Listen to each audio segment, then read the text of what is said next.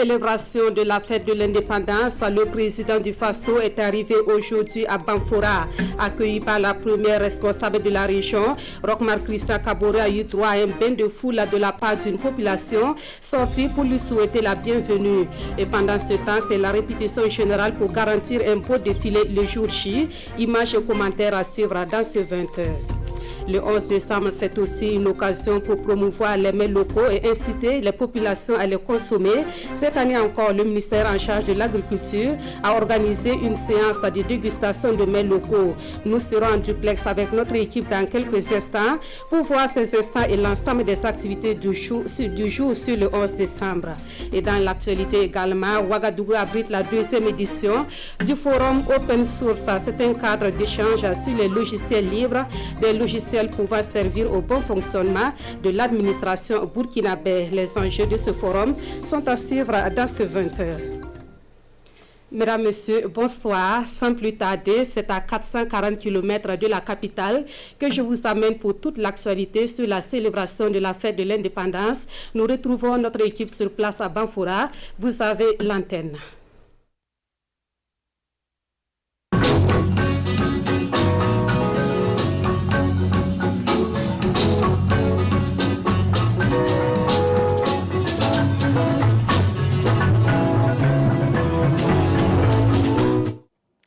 Bonsoir et merci de nous recevoir pour toute l'actualité de ce 11 décembre. La plus récente, vous l'avez dit, c'est l'arrivée du chef de l'État. Cet après-midi, la population ne s'est pas faite prier pour témoigner une chaleureuse bienvenue au président fraîchement réélu. C'est ce que vous allez voir dans ces images que nous rapportent Moussa Ouedraogo et Boukari Ouedraogo.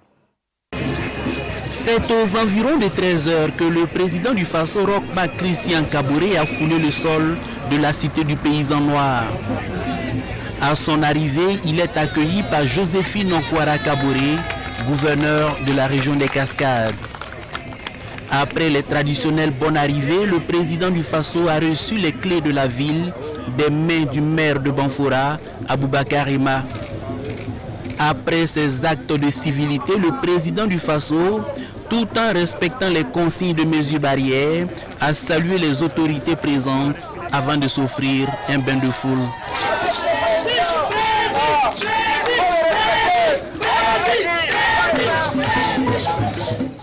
Balafon, Youyou, c'est en tout cas dans une liesse populaire que les ressortissants des Cascades ont témoigné leur gratitude au président du Faso.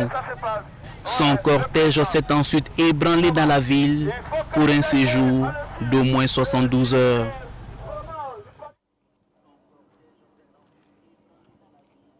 Alors, vous le savez, le clou de cette célébration, c'est la parade civilo-militaire. Plus de 3000 personnes sont mobilisées pour faire de ce programme phare une réussite.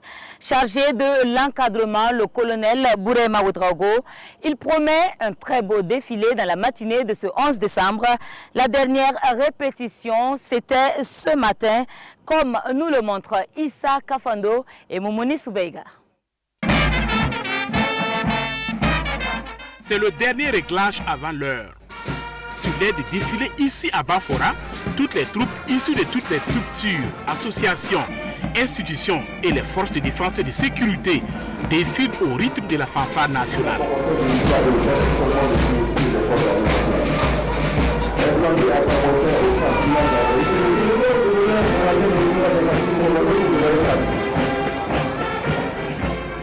Vous avez vu comment ils défilent avec engouement, avec vivacité, avec joie, parce que c'est la fête nationale. Actuellement, nous sommes fermes prêts pour la parade du 11 décembre. Actuellement, c'est la dernière répétition et c'est la répétition pour recadrer, pour synchroniser tout ce qui va se passer. Ce sont plus de 3000 défilants, civils, paramilitaires et militaires qui ont été encadrés par les hommes du colonel-major Bourema Ouedraogo pendant plus de 3 semaines. Et à 48 de l'événement, le commandant des troupes promet un beau spectacle. Nous sommes satisfaits, un peu de décalage et c'est bon. Qu'ils viennent nombreux et ils vont voir ce qu'il y a. C'est la dernière répétition et il n'est pas question de rater le moindre détail. Le comité promet à la population et aux invités une belle parade. Une parade à la hauteur de la célébration des 60 ans de l'indépendance du Burkina Faso. Et pour que ce moment soit inoubliable positivement parlant, il faudra veiller sur la sécurité de tout ce beau monde. Les hommes en charge sont actuellement sur la brèche parce que très sollicités. Mais ils rassurent, toutes les dispositions sont prises pour que la commémoration soit très belle. Nous avons des détails dans ce dossier que nous propose justement Issa Kafando et Momoni Soubega.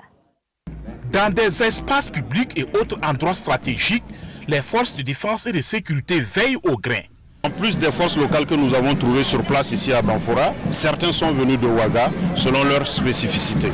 Nous avons ceux qui font la sécurité publique en matière de police administrative, de police judiciaire de tous les jours.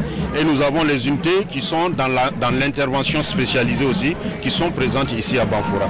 Gendarmes, policiers et militaires sont tous mobilisés pour assurer la sécurité tout au long de la célébration de la fête nationale dans la cité du paysan noir. Nous avons le dispositif visuel qui permet aux citoyens de savoir qu'il se passe quelque chose. Nous avons d'autres dispositifs qui sont plus discrets, mais qui concourent toujours à la sécurisation des festivités. À 48 heures de l'événement, aucun incident majeur n'est à signaler, selon le colonel Blaise Ouedraogo. Il souhaite qu'il en soit ainsi jusqu'à la fin des festivités. Et pour cela, il sollicite le concours de la population. La sécurité sera visible le jour, la nuit, à toutes les heures. Il faut que chaque citoyen sache et comprenne que l'argent qu'il voit n'est pas un danger pour lui, mais au contraire une protection pour lui. Ce que nous attendons de la population, premier comportement, c'est la collaboration. En cas de situation non normale, il faut vite alerter les forces de sécurité à travers les numéros classiques, le 16, le 17. Plusieurs éléments sont mobilisés pour la sécurisation du 11 décembre ici à Banfora. Dès cet après-midi, certains axes stratégiques de la ville connaîtront un contrôle renforcé. Objectif, célébrer la fête nationale sans incident majeur selon le président de la commission de sécurisation du 11 décembre. Et pour être plus complet sur le sujet, nous avons avec nous ce soir le secrétaire permanent du 11 décembre, M. Khalil Bara. Bonsoir, M. Bara. Bonsoir. Alors, vous êtes un habitué du pilotage de l'organisation de cette fête nationale. Alors, pour cette édition, on a eu à un certain moment des sueurs froides quant à la tenue ou non, avec une certaine pétition initiée par des fils de la région. Est-ce que ce soir, vous êtes en mesure de lever toutes les inquiétudes? Oui, merci. Je pense que la fête nationale est devenue une politique publique. L'État, c'est-à-dire que l'État se sert donc de la fête nationale pour développer les régions. Alors, pour ce qui concerne Banfora, c'est vrai qu'il y a eu ces rumeurs faisant état donc du report de cette fête nationale cette année. Mais ce que nous pouvons dire, c'est que la fête nationale se prépare pratiquement pendant 2 ans. Alors donc, ce que nous voyons à la fin, c'est le fruit d'un processus. Donc, ce que je veux dire actuellement, c'est que la fête aura bel et bien lieu le 11, c'est-à-dire donc après-demain, et que toutes les dispositions ont été prises, les petits plats ont été mis donc dans les grands pour que la fête soit très belle. D'accord. Alors, la fête, c'est un long processus. Ça se prépare pendant 2 ans, vous l'avez dit. On a plutôt eu le sentiment pour cette édition que pour ce qui concerne, par exemple, les infrastructures, c'est dans la dernière ligne droite, avant donc la commémoration, que certaines ont été livrées. Et elles concernent notamment les infrastructures de base. Alors, l'une des inquiétudes également qui subsiste, c'est sur la qualité de ce qui a été livré. Est-ce que le travail n'a pas été bâclé? Non, pas du tout. Le travail n'a pas été bâclé parce que nous avons suivi toutes les procédures, à savoir donc une programmation au niveau des ministères sectoriels et ensuite la coordination a été parfaite de bout en bout. Et ce que je peux dire, c'est que ce sont des marchés qui ont été attribués à des entreprises de qualité qui font donc du travail de qualité. Et au bout du compte, je crois que ce que ces entreprises donc, nous ont livré sont des ouvrages de qualité, des infrastructures de qualité. Alors, ce qui s'est passé, c'est que vous avez remarqué que pendant au moins 3 mois, il y a eu la Covid-19 qui s'est donc installée au Burkina Faso à partir du mois de mars. Et à partir donc du mois de mars, nous étions déjà au niveau donc du lancement des marchés, ce qui a retardé finalement donc le lancement des marchés. Et nous avons pu finalement avoir donc une feuille de route pour les infrastructures du 11 décembre, on peut dire pratiquement à partir du mois de juin, ce qui a retardé un peu donc, les activités à ce niveau. Et je crois que c'est ce qui a amené les uns et les autres à initier une pétition pour faire reporter le 11 décembre. Comme je l'ai dit, sentiment que la ville n'allait pas être prête. Parce qu'on avait le pressentiment que en fait, le comité national d'organisation n'allait pas être prêt pour livrer les infrastructures à bonne date et des infrastructures de qualité. Mais en réalité, nous avons en tout cas travaillé de sorte à ce qu'on puisse effectivement livrer les infrastructures de qualité. Vous-même, vous l'avez remarqué, les infrastructures qui ont été livrées donc, à la région des Cascades sont des infrastructures donc, de qualité et qui peuvent donc recevoir du monde et la population pour la fête. Alors, mais toutes les infrastructures n'ont pas été livrées, c'est bien cela?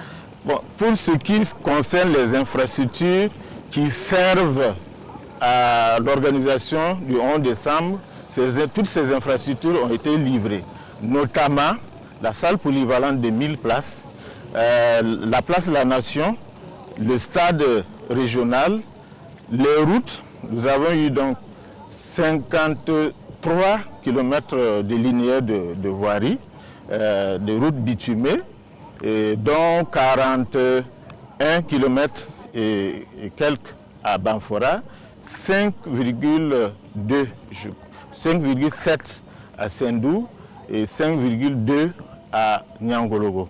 Toutes ces routes ont été livrées et je pense qu'on a l'essentiel, en tout cas ce qui concerne donc le comité national d'organisation, le secrétariat permanent, on a l'essentiel pour organiser la fête nationale, en tout cas de façon à ce que tout le monde sache qu'il y a eu quand même la fête nationale. D'accord. Alors, et pour ce qui reste, est-ce que vous pouvez nous donner la garantie ce soir qu'il sera mis en tout cas de la rigueur pour que ça soit livré à très bonne date?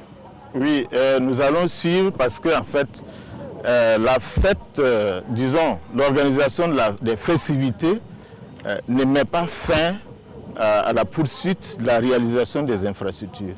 Il y a même des infrastructures qui étaient prévues pour donc, le 11 décembre à Banfora, mais qui n'ont pas encore été lancées, mais qui seront lancées très bientôt, parce qu'en fait, nous ne lions pas de façon impérative donc, la réalisation des infrastructures à l'organisation des festivités. En réalité, on peut bien organiser les festivités et après terminer donc, les infrastructures. Dans tous les cas, comme je l'ai dit, c'est fait pour la population et nous allons continuer donc de réaliser les infrastructures pour la population et dans le cadre du 11 décembre, bien entendu, mais dans tous les cas, tout ce qui est prévu sera réalisé à bonne date et les contrats qui ont été signés seront exécutés, en tout cas à bonne date, dans les délais et en tout cas toutes les infrastructures seront Alors livrées. Toujours par rapport aux infrastructures, beaucoup se plaignent de ce que certaines sont laissées en désuétude après les célébrations, un peu comme si elles n'étaient pas vraiment bénéfiques aux populations. Est-ce que cet aspect-là a été revu? Est-ce que ça a été pris en compte à votre niveau? Non, en fait... Après Gawa, on parlait d'études d'impact socio-économique. Oui, en fait, il n'y a pas d'infrastructure à l'heure où je vous parle laissée en jachère ou en désétude. Parce que lorsque nous réalisons les infrastructures, nous procédons au transfert. On transfère ces infrastructures donc, soit au conseil régional, soit à la commune, ou en tout cas une structure autonome qui puisse prendre en charge donc, le fonctionnement de cette infrastructure. Donc en réalité, il y a un transfert donc, de ces infrastructures, soit aux collectivités territoriales, soit à des groupements, ou en tout cas à un groupe de personnes physiques ou morales pouvant entretenir donc, ces infrastructures. D'accord. Alors, M. Barat, une dernière question. On va un peu parler de l'organisation de ce 11 décembre. Nous savons que nous sommes dans un contexte de crise sanitaire. Est-ce que cette crise conjuguée à celle sécuritaire ne vont pas en tout cas jouer sur la qualité de la fête à Banfora? Est-ce que ce ne sera pas une fête au rabais? Ça ne sera pas une fête au rabais. Nous voulons rassurer la population que nous avons pris les dispositions pour que la fête soit très belle. Et je pense que même elle sera l'une des fêtes les plus belles jamais réalisées, donc jamais organisées au Burkina Faso. D'accord, ce sera tant mieux donc pour mes esclaves. Merci donc M. Barra d'être venu nous rejoindre ici sur l'aire du défilé. De plein pied donc dans les festivités, la Chambre de commerce et d'industrie avec l'inauguration d'un nouveau siège. 330 millions ont été débloqués pour la construction. L'infrastructure destinée à la délégation consulaire va apporter sa part contributive dans le développement local. Témoignage avec Lamine Karantao et Kadou Romenki. La délégation consulaire des Cascades dispose désormais d'un nouveau siège. Une bâtisse sur 1 hectare, estimée à 330 millions de francs CFA, entièrement financée par la Chambre de commerce et d'industrie du Burkina. Un ouvrage qui répond à la vision de la CCIB de doter toutes les régions administratives d'infrastructures de qualité à même de contribuer à l'essor du secteur privé. Le but de cette direction résonance, c'est pour, comme je disais tantôt, apporter donc nos services aux opérateurs économiques pour les faciliter donc la création de leurs entreprises, pour les accompagner dans la formation et pour les aider à booster les économies locales. Bon, vraiment, on est très content de l'inauguration de la Chambre consulaire des Cascades. On est très fiers de recevoir cette joyau. Une déconcentration entendue d'une même oreille par le ministre du Commerce, de l'Industrie et de l'Artisanat. La déconcentralisation, aux côtés de la décentralisation, sont des outils de politique publique très importants pour permettre donc de mieux accompagner le secteur privé qui est aujourd'hui le moteur de notre économie. Nous sommes donc très contents d'être ici et nous souhaitons que ces nouveaux locaux apportent le plus qu'ils doivent apporter pour le développement socio-économique de la région. En prélude à l'inauguration du siège de la délégation consulaire des Cascades, un match amical a opposé dans la soirée du lundi 7 décembre les commerçants et les industriels. Un match remporté par les commerçants avec un score de 1 but contre 0. Le centre hospitalier des Cascades vient, lui, d'être bénéficiaire d'une ambulance médicalisée. Le geste a pour auteur le ministre des Affaires étrangères et devrait contribuer à améliorer l'offre des soins dans la région. La remise de ce 9 décembre est immortalisée par Roger Kam et Issia Kanana. Le ministère des Affaires étrangères et de la coopération, aux côtés de celui de la santé, dans l'amélioration des soins de santé, au profit des populations. Un engagement traduit ici à travers la remise de cette ambulance au centre hospitalier régional des Cascades. Une ambulance offerte par la CENSAD, la communauté des États sahélo-sahariens. Et en fait ce don, nous avons choisi de remettre l'ambulance à la direction régionale de la santé des Cascades. Et pour nous, c'est une façon non seulement d'apporter un plus aux efforts du ministère de la Santé. Ce don, selon la directrice régionale de la santé des Cascades, traduit l'excellente relation de coopération entre les deux ministères.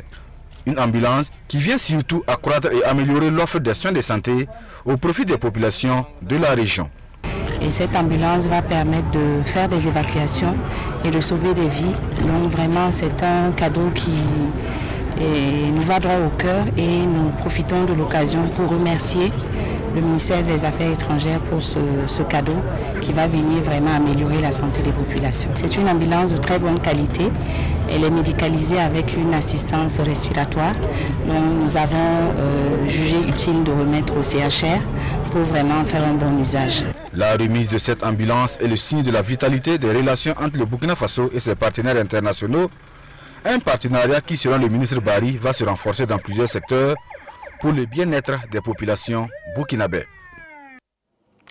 Et la Lonabé qui rajoute du bonheur au bonheur, en tout cas pour le sieur Inza Sagnon. 3 millions pour booster son élevage de petits ruminants. Le jeune étudiant a reçu cet après-midi son chèque sur l'aire de la foire. Le témoignage avec Roger Kam et Mounira Kiri.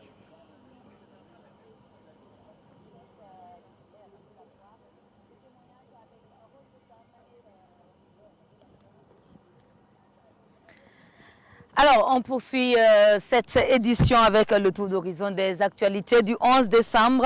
Alors, il faut rappeler que la fête nationale, c'est aussi le programme traditionnel de dégustation de mets locaux.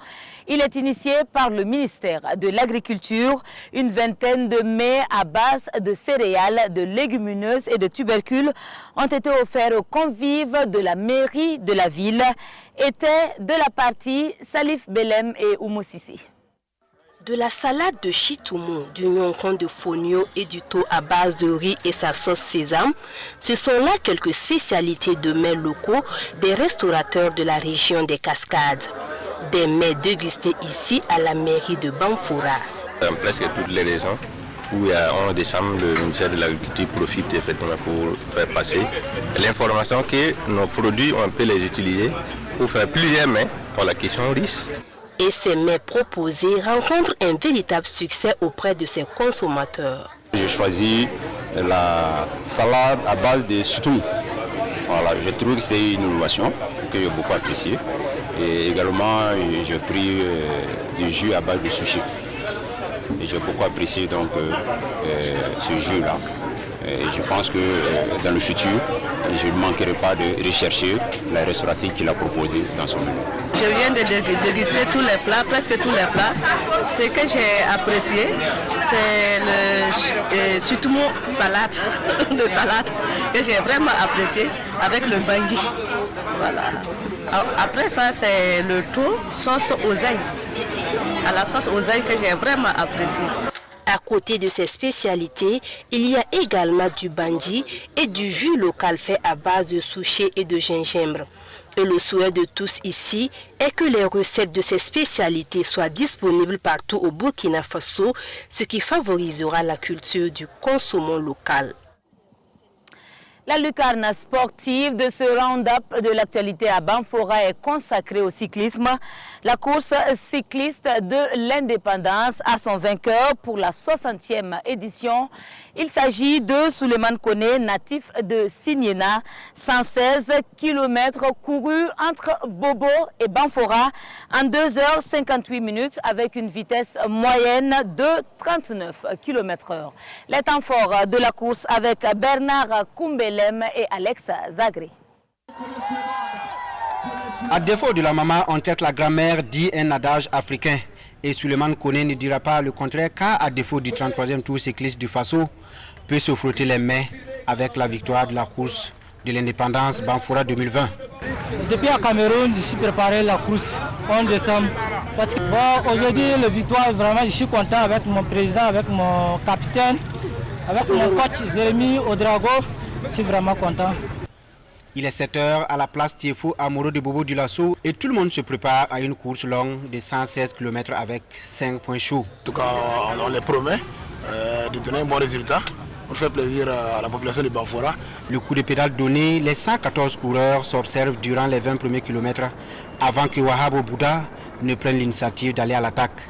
Il réussit son premier sprint intermédiaire à Péni. Il franchit la ligne d'arrivée en solitaire avec une avance de 1 minute 30 secondes sur ses poursuivants, Bassirou Ninkema et Paul Domon. Le peloton se relance à l'attaque après les 32 km 700. Wahabo Bouda est rattrapé avant le deuxième point chaud à Toussiana. Abdoulaye Rwamba devance Mounia Bassirou et Souleymane Koné. À l'entrée de Banfoura, 7 coureurs se lancent à nouveau à l'attaque. Ils prennent une avance de 28 secondes sur le peloton avant d'être rejoints avant la ligne d'arrivée à Banfoura. Les coureurs ont un circuit de 5,3 km à boucler 5 fois avant l'arrivée finale. Nous avons déjà eu une première victoire depuis, vous savez, à cause du Covid, il n'y avait plus de compétition. Mais nous savions que nous avons allié 2 coureurs qui sont de Banfora. Et tout le monde sait qu'ils veulent gagner à Banfora. Donc nous avons d'abord cherché à lâcher un premier coureur où les gens ont beaucoup plus mis l'accent sur la chasse. Mais au dernier tour, nous l'avons dit effectivement de ne pas démarrer avant les 50 derniers mètres. Mission réussie pour les organisateurs de cette grande course de l'indépendance à Banfora. Toute la ville a été animée à l'arrivée donc de la caravane et nous avons pu voir de belles prestations de ces jeunes-là qui ont pu faire tous les circuits et avec beaucoup d'ardeur et qui vont susciter certainement donc de nouveaux talents à travers les jeunes qui ont suivi cela. Les performances de ce matin-là montrent véritablement que nous avons de la matière, que nous avons de très bonnes graines et que nous devons continuer justement à les soutenir et à les accompagner. Suleiman Kone reçoit le grand prix composé de 500 000, un trophée et le maillot du vainqueur. Abdoulaye Rwamba et Seydou Bamogo ferment le trio au classement général. Voilà donc pour ce qui est du point des événements ici à Banfora. On reste avec vous tout au long de la commémoration. On se dit donc à demain, Dieu voulant. Voilà, merci à l'équipe de la RTB qui vous a servi donc les actualités du 11 décembre depuis Banfora. Et dans le reste de l'actualité, nous parlons tout d'abord de la 2e édition du Forum national Open Source. C'est un cadre d'échange sur les logiciels libres pour leur exploitation efficiente au service de l'administration publique et privée burkinabé. Le forum qui a débuté hier à Ouagadougou est initié par le ministère en charge de l'économie numérique, Nongba Kouda et Ahadi Sandamba. Open source pour définir les grands axes d'appropriation des logiciels libres dans toutes les administrations au Burkina Faso. C'est un cadre d'échange et de partage d'expériences pour la mise en commun des efforts en vue de faire du numérique le levier de développement socio-économique de notre pays. Dans le monde de l'informatique, il y a des logiciels libres qui sont gratuits. Et donc au niveau du Burkina Faso, dans la stratégie nationale de développement de l'économie numérique, un intérêt particulier porté sur cette question pour faire en sorte qu'on puisse utiliser des logiciels libres dans nos administrations de façon efficace et beaucoup moins coûteuse que les logiciels propriétaires qui sont utilisés actuellement. Il s'agit là de vulgariser des logiciels qui non seulement sont gratuits, mais aussi performants. Quand vous entendez parler par exemple de Linux, qui est un système d'exploitation contrario de Windows, c'est un type de logiciel libre. Et quand vous avez un système d'exploitation Linux, il y a beaucoup d'applications qui sont utilisées pour le texte, pour les calculs. Ce que vous voyez par exemple sur Word, Excel, il y a des équivalents en logiciel libre. Le Forum national Open Source est à sa 2e édition. Plateforme annuelle servant de cadre d'échange, il a été mis en place pour accompagner la stratégie nationale de développement de l'économie numérique. Le numérique qui s'avère également incontournable à la bonne gouvernance économique et financière. Les technologies de l'information et de la communication sont un moyen efficace pour garantir la transparence dans l'action publique selon le CIFOWEB. Le CIFOWEB, qui est le centre d'information, de formation et d'études sur le budget, place le sujet au centre de sa 12e journée qui se tient à Ouagadougou. Jean-Eudes Bayala et Aimé Solange Djigma. 12e du genre, les débats de cette journée sur la bonne gouvernance économique et financière, initiés par le CIFOWEB, le Centre d'information, de formation et d'études sur le budget, seront axés sur les solutions numériques et l'amélioration de la transparence dans la gestion publique. L'objectif est d'attirer l'attention des acteurs sur la question. On fait appel à d'éminents experts sur la question pour partager leur expérience avec le public. Et le public aussi va contribuer pour voir comment on peut utiliser davantage les solutions numériques dans notre administration publique pour améliorer la transparence dans la gestion des finances de manière générale. Nous avons apprécié la transparence budgétaire au niveau du budget de l'État, mais aussi du budget des collectivités territoriales. Et nous avons élaboré donc un rapport que nous allons présenter au public. Il y a des pratiques qui sont en tout cas implémentées ça et là sur le continent Je crois que nous allons effectivement discuter pour déceler les meilleures pratiques qui peuvent être effectivement implémentées dans le cadre de notre pays. Les attentes, c'est effectivement qu'à l'issue de ces journées, de fortes recommandations puissent sortir et qu'au niveau du CIFOER, nous puissions porter ce message-là et en faire le plaidoyer auprès du gouvernement. Il s'agira également au cours de cette journée d'évoquer les préalables et les conditions d'une utilisation généralisée des TIC dans la délivrance du service public, ce qui va accroître l'efficience et l'agilité de l'État pour une amélioration des services publics.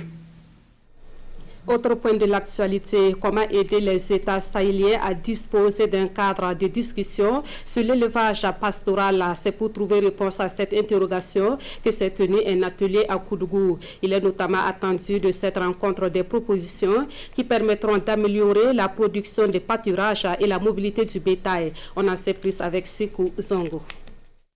C'est un atelier de partage d'expériences entre les pays sahéliens et côtiers en matière de gestion des ressources pastorales et de la mobilité du bétail. Venus du Togo, du Bénin, du Niger et bien entendu du Burkina Faso, ces participants s'imprègnent des techniques de suivi-évaluation participatif, des terres de parcours et de pâturage dans les pays d'Afrique de l'Ouest. Cette méthodologie participative, pour vraiment donner une vision globale et inclusive, a voulu faire participer tous les acteurs pour pouvoir faire une évaluation globale afin de prendre en compte la dimension pastorale pour qu'effectivement les récupérations qu'on fait à des fins pastorales soient vraiment d'envergure. Certains pays n'ont pas pu faire de déplacement. Et ceux qui sont venus, quand même, ils ont présenté leur situation et ça permet à chacun d'avoir une idée sur la gestion de la transhumance dans ces pays. 34 personnes sont présentes à cette rencontre. Il est demandé aux pays d'accueil et de départ de la transhumance de respecter scrupuleusement les clauses contenues dans les différents accords. Au ministère en charge de l'environnement, c'est la détermination pour faire appliquer le code forestier. Des projets de texte ont déjà été élaborés et devront être validés au cours d'un atelier qui se tient à Ouagadougou. L'adoption des textes d'application de ce code permettra de mieux réglementer l'exploitation des produits forestiers ainsi que les ressources fauniques et halieutiques. Alidou Batini et Ahadi Sandamba. 3 projets de textes mis en place par le ministère de l'Environnement, de l'économie verte et du changement climatique. Des textes pour encadrer l'exploitation commerciale et industrielle des produits forestiers ligneux et non ligneux. Pour les PFNL, c'est d'importantes quantités qui sont exportées. Les services de douane peuvent témoigner par rapport à cela. Donc, ce qui fait que si on n'encadre pas les formes d'exploitation, il y a une menace certaine sur le potentiel. Donc, la ressource elle-même risque de prendre suffisamment un coup. Donc c'est pour essayer de minimiser en tout cas les effets néfastes de cette forme d'exploitation, tout en accompagnant les acteurs du secteur que les textes ont été initiés. Satisfait des résultats, l'ONG internationale TrueAid envisage poursuivre son partenariat avec le ministère de l'Environnement, de l'économie verte et du changement climatique. En tant qu'ONG de développement, fortement engagé auprès du ministère de l'Environnement, nous ne pouvons que être satisfaits et continuer à accompagner notamment ce processus-là. Nous espérons que cette fois-ci, nous allons aboutir à une signature effective des différents documents. Préconiser l'esprit du travail bien fait à travers des échanges francs empreints de courtoisie permettra une amélioration de ces projets de texte. Et c'est peut-être à ce prix que l'on pourra minimiser les effets néfastes liés à l'exploitation des produits forestiers ligneux et non ligneux. Avant de poursuivre cette information sur les perturbations des cours dans les établissements scolaires au Burkina Faso relativement à cette situation, et selon un communiqué du procureur du Faso, des élèves scolarisés et des jeunes déscolarisés ont été déférés. Ils sont poursuivis pour actes de vandalisme et participation ou organisation de manifestations illicites placées sous mandat de dépôt. Ces personnes âgées de 15 à 18 ans sont actuellement en détention à la maison d'arrêt et de correction de Ouagadougou et seront traduites devant le tribunal correctionnel ainsi que devant les juridictions pour enfants pour être jugées conformément à la loi. Parlons à présent de promotion de l'emploi des jeunes en milieu rural. Désormais, elle se fera aussi à travers un nouveau projet porté par la GIZ dans la coopération allemande pour le développement. L'agriculture et l'agroalimentaire sont les secteurs ciblés par ce projet dont le lancement est intervenu hier à Ouagadougou. Jean-Urbala et M. Solange Digma. C'est un atelier qui vise à lancer le projet Promotion de l'emploi pour les jeunes en milieu rural au Burkina. Un projet porté par la coopération allemande pour le développement GIZ en vue d'améliorer les opportunités d'emploi et de revenus des jeunes dans le secteur agricole et agroalimentaire. On a constaté avec nos expériences ici au Burkina qu'il y a un grand potentiel de créer des nouveaux emplois dans la transformation agriculture, dans l'agriculture et agroalimentaire et aussi dans la production. On a identifié déjà beaucoup de partenaires potentiels, des centres de formation technique, des organisations professionnelles pour vraiment améliorer la situation d'emploi dans les zones rurales. Ce projet qui compte former 8000 jeunes est mis en œuvre par le ministère de l'Agriculture et des Aménagements hydro-agricoles. C'est un projet qui va s'exécuter à travers plusieurs régions, bien sûr avec l'appui des acteurs et bien sûr l'appui des bénéficiaires pour permettre d'abord de réfléchir et trouver des solutions pour cette question de formation professionnelle et bien sûr l'emploi des jeunes après la formation professionnelle. D'un montant de plus de 3 900 millions de francs CFA, ce projet va toucher cette région du Burkina sur une durée de 5 ans. Dans l'actualité également, le ministère en charge de la femme annonce, ou si vous voulez, dévoile les couleurs de la fête du 8 mars 2021. Le motif du pain tissé pour la célébration de la Journée internationale de la femme a été présenté hier au cours d'un point de presse. La ministre Marie-Laurence Marchal-Ilboudo a expliqué le processus ayant conduit à la sélection du motif retenu. Des détails avec Daouda Ouattara et Amadou Marcel Tou.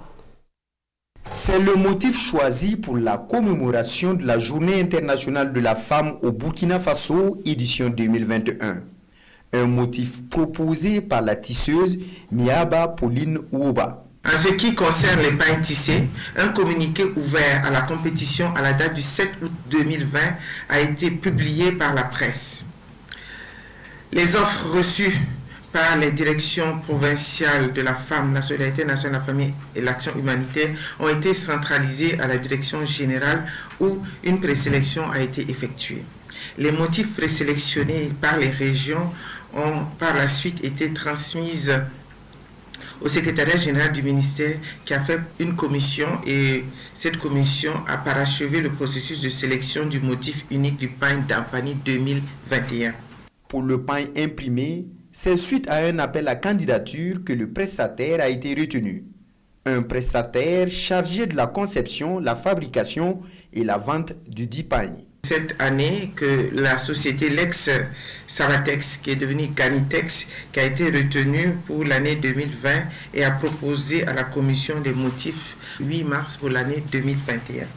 Suite à ces travaux, la dite commission a retenu un motif unique qui, dans le souci de préserver son unicité et d'éviter la contrefaçon, nous ne pourrons pas malheureusement vous faire voir le pain à ce stade. 6 000 francs CFA, c'est le coût de 3 pains imprimés contre 18 000 francs CFA pour 3 pains tissés. Inclusion financière pour le numérique pour un développement économique de la femme. Défis et perspectives, c'est le thème retenu pour la journée du 8 mars 2021 au Burkina Faso. En sport, pour leur deuxième sortie en match de poule du tournoi IFOA B, les étalons U20 ont fait match nul contre le MENA du Niger par un score d'1 but partout. C'est un score qui n'arrange pas du tout Oscar Barrow et ses poulains.